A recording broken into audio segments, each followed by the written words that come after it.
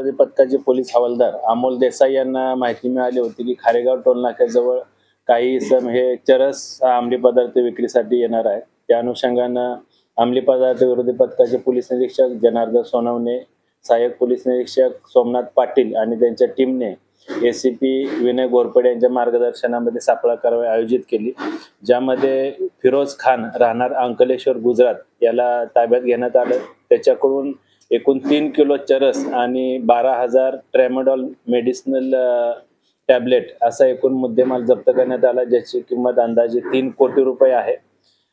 या गुन्ह्याच्या अनुषंगानं तांत्रिक तपास आणि अधिक माहिती घेतली असता सदरचा अंमली पदार्थ हा जम्मू काश्मीर राज्यातून पुरवला गेल्याची माहिती निष्पन्न झाली। त्या अनुषंगानं अंमली पदार्थ विरोधी पथकाची टीम ही जम्मू काश्मीर येथे गेली। त्या गुन्ह्याच्या तपासामध्ये 2 आरोपी निष्पन्न झाले। एक मोहम्मद अशरफ हा राहणार अनंतनाग जम्मू काश्मीर आणि दुसरा शौकत अजीज मीर राहणार कुपवाडा जम्मू काश्मीर या दोन्ही आरोपींना अंमली पदार्थ विरोधी पथकाच्या टीमने जम्मू काश्मीर येथून ताब्यात घेतलं, त्यांना अरेस्ट करण्यात आलेली आहे। यामध्ये शौकत अजीज मीर याची पोलीस कोठडी ही 12 जून पर्यंत आहे।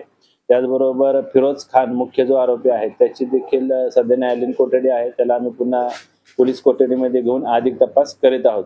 याच्यामधील मुख्य आरोपी फिरोज खान याच्यावर यापूर्वी एनसीबी कडून 2 गुन्हे दाखल आहेत। एक 2008 मध्ये त्याच्याकडून चरस 11 किलो चरस जप्त करण्यात आला होता आणि 2017 मध्ये 10 किलो चरस जप्त करण्यात आलं, ज्यामध्ये त्याला कन्व्हिक्शन झालेलं आहे, शिक्षा झालेला आहे। तो शिक्षा भोगून पुन्हा जेल रिलीज झाला होता, जामीन ह्याच्या जेलमधून सुटला होता। पुन्हा त्यानं अशा प्रकारचा गुन्हा केलेला आहे। सदरच्या तपासामध्ये सदरचा मुद्देमाल हा जम्मू काश्मीरमधून सप्लाय झाला, त्याचबरोबर भारताच्या अनेक राज्यांमध्ये देखील सप्लाय झाल्याची माहिती निष्पन्न झालेली आहे। याबरोबर या गुन्ह्यामध्ये अजून कुठल्या आरोपींचा सहभाग आहे का, यांचे कोण साथीदार आहेत का, याचा देखील अंमली पदार्थ विरोधी पथकाची टीम तपास करत आहे।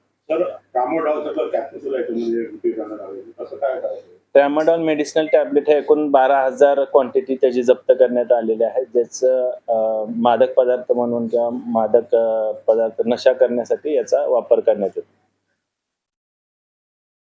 ठीक आहे।